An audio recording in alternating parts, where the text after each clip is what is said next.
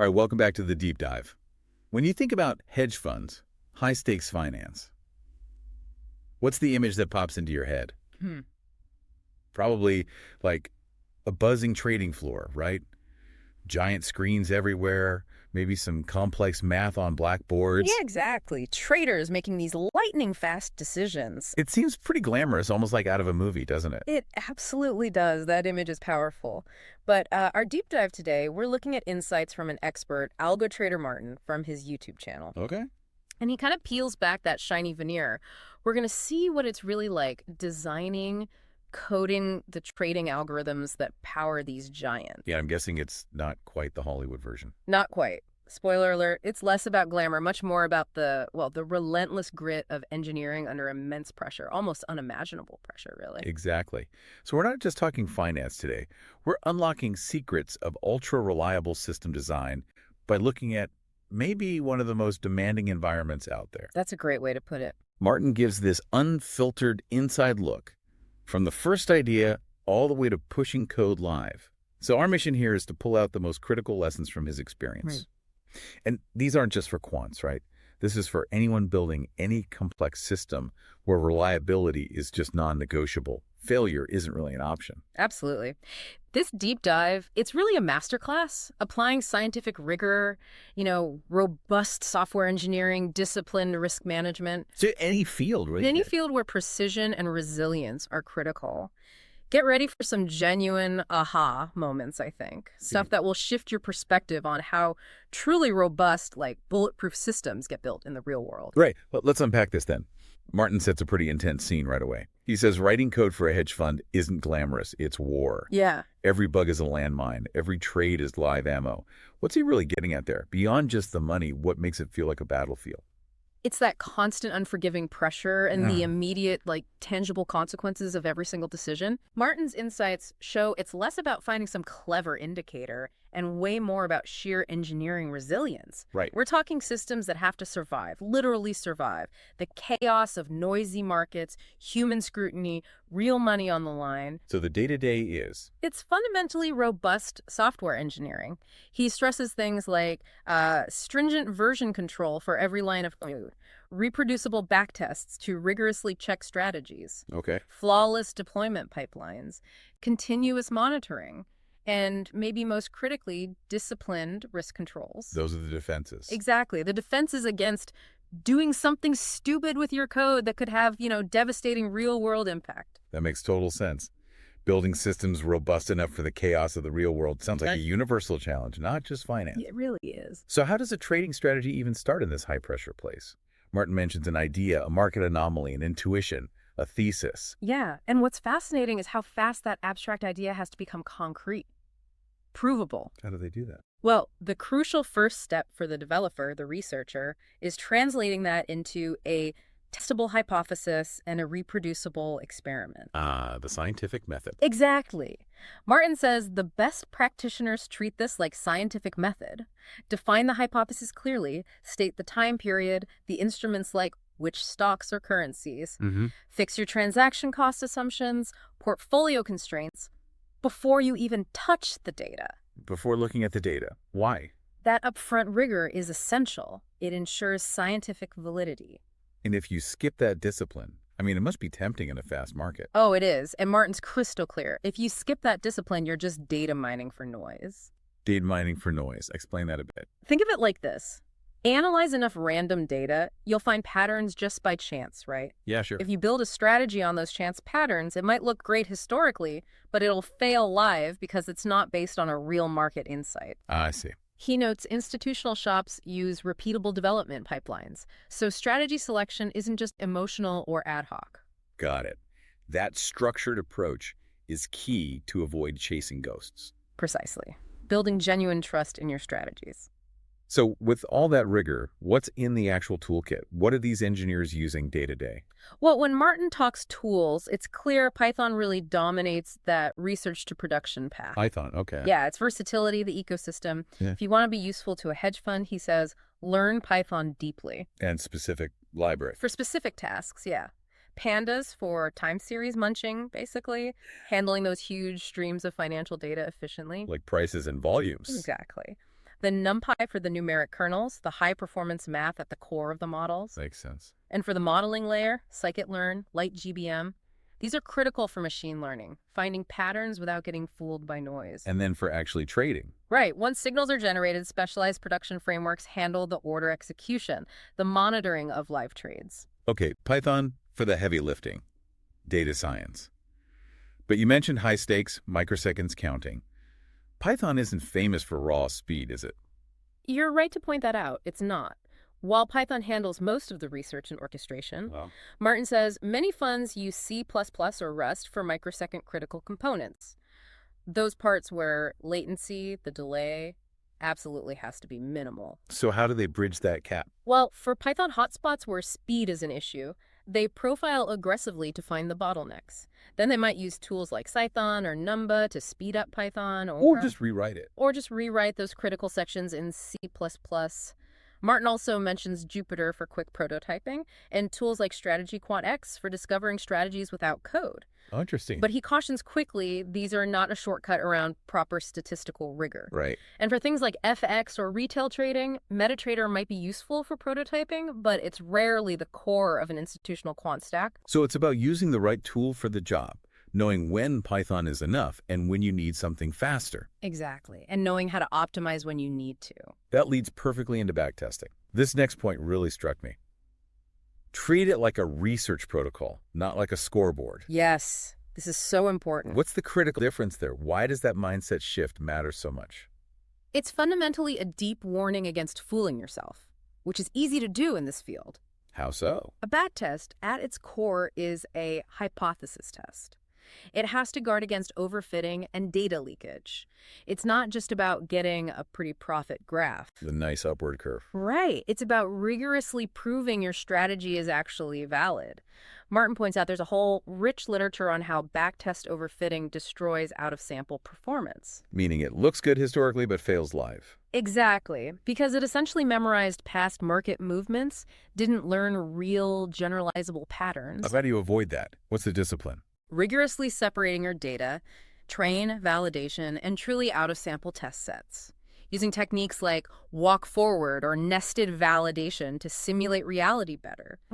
And crucially, trying to quantify the probability that a good backtest happened just by luck. Wow. Quantifying luck. Yeah. Hedge funds adopt formal backtesting protocols specifically to reduce cheating with hindsight, making it science, not just curve fitting. That's incredibly powerful. How do you know if your strategy is good or just lucky? Seems like that applies everywhere, not just trading. Absolutely. It's a universal problem in prediction. Speaking of structured approaches, Martin lays out this workflow, maps right onto real fund practices, Yeah. a 7-step process, like a battle plan. Can we walk through it? Yeah, this gives a really concrete roadmap. First is idea to data. Go. Starting with high-quality, clean historical prices, fill data. Martin warns starkly, minor timestamp misalignments, bad data, will wreck your conclusions. Can't build on shaky foundations. Makes sense? Step 2. Second, exploratory analysis. Visualize the signal. Check for big shifts in market behavior, structural regime changes, and importantly, check its economic plausibility. Doesn't even make sense. Right. Third, the initial backtest. But be conservative. Use realistic assumptions for costs, slippage, capacity, how much you can trade. Don't be optimistic here. Okay. Fourth, robustness checks. This is why you actively try to break it.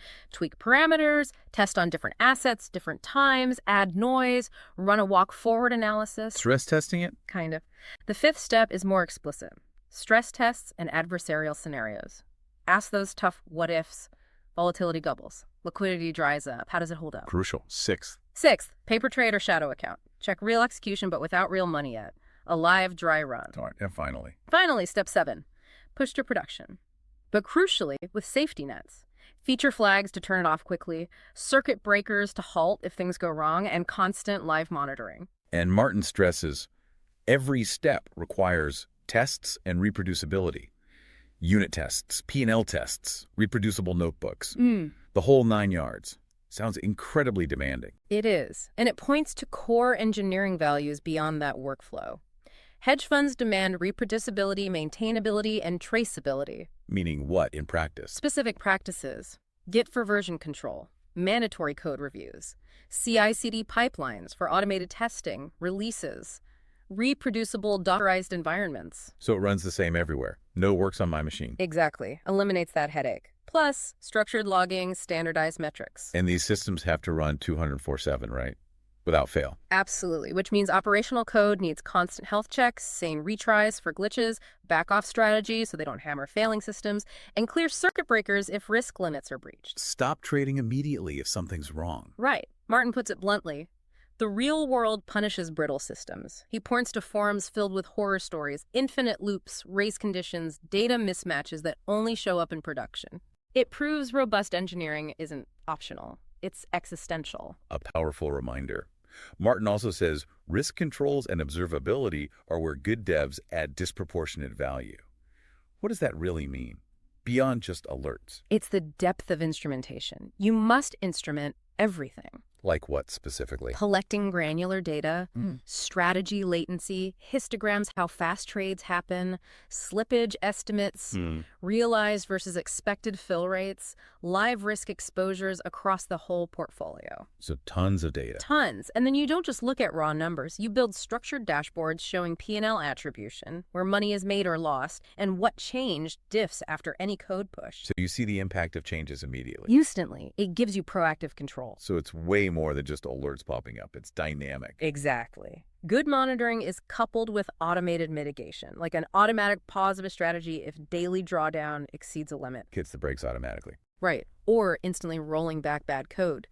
Hedge funds often have separate risk engines, too, independently checking things, ready to kill executions if anything looks off. An independent safety net. Essential. And yeah, Martin jokes you'll spend half your career fixing dashboards, which highlights the continuous effort needed to maintain that insight and control. That ability to automatically react, that's incredibly powerful. Immense value added there. With all this pressure, what are the big debates or common pitfalls Martin sees? Good question. First, he warns overfitting and fake alphas are rampant. We talked about overfitting, fake alphas. These strategies that look profitable historically just due to luck, like throwing darts. Especially common with tools generating thousands of strategies, you find spurious winners that aren't real. So how do you cure that? Only cure is discipline out of sample testing, multiple robustness checks, and economics that justify the signal. Does it make fundamental sense? Got it.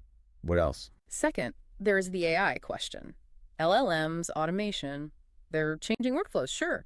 Speeding up documentation, hypothesis generation. But are they replacing the quants? That's still debated. AI replacing the core quantitative insight is, well, firms are automating analyst tasks, getting efficiency gains, but they're cautious about over-reliance and model interpretability. They need to know why the AI is making a trade. Absolutely, especially with real money. So AI is an augmentation, not a replacement. For now, anyway. Right. Raises a big question for all of us building smart systems. How do we balance automation with that critical human oversight? It's a key tension, definitely. And for people wanting to get into this field, what skills are funds actually hiring for? It's not just PhDs, right? Not at all. Martin's clear. Yeah. They hire developers with a mix of skills. Solid programming, numerical background, good engineering practices. So you don't need a finance PhD. Apparently not always. Many successful quants came from other finance roles, learned Python and stats on the job. What differentiates people is the ability to reason quantitatively about markets, communicate clearly, and, crucially, ship reliable production code. That blend of skills, technical, market sense, collaboration. Exactly. And interviews. Yeah. What should people prepare for? Martin advises prepping for questions on algorithms, data structures, but also system design questions. Practical stuff like how to build a resilient execution system or how to instrument risk. Theory and practice. A blend of both, definitely. Testing if you can apply CS fundamentals to build robust, fault-tolerant systems in this intense environment. Okay, so wrapping this up, what does it all mean for you listening? Whether you're in finance or building any complex system, Martin offers some really practical tips. Yeah, these are super valuable takeaways for anyone building critical systems. Use high-quality data and version it. Garbage in, garbage out. Yeah. Can't stress that enough. 2, automate unit tests, A&D regression tests for P&L.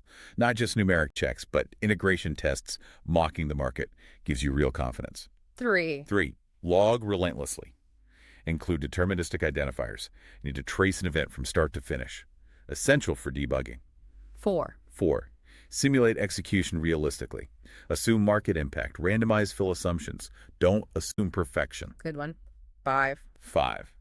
Deploy behind feature toggles so you can instantly switch off new code if something goes wrong in production. Safety first. Makes sense. 6. 6. Always compute capacity and scaling.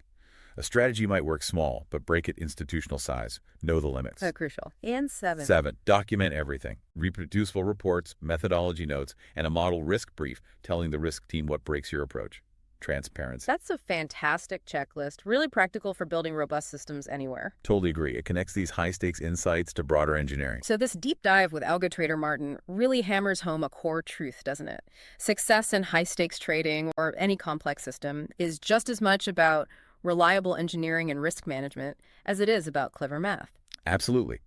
The industry evolves AI, new data, compute power, but Martin reminds us the foundational practices remain the same. Which are? Rigorous testing, reproducibility, Yeah. conservative production assumptions, and constant skepticism about your own results.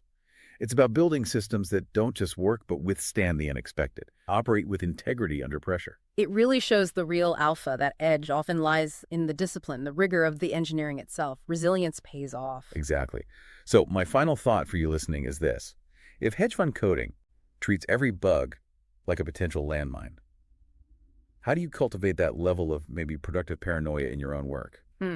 What out-of-sample testing or stress tests can you apply to your own ideas, your systems, to guard against fooling yourself and ensure real, lasting robustness? It's a mindset that goes way beyond just algorithms. It's a great question to ponder. Thank you for joining us on this deep dive into the, well, fascinating and intensely practical world of high-stakes trading algorithms. We really hope you walked away with some valuable, actionable insights.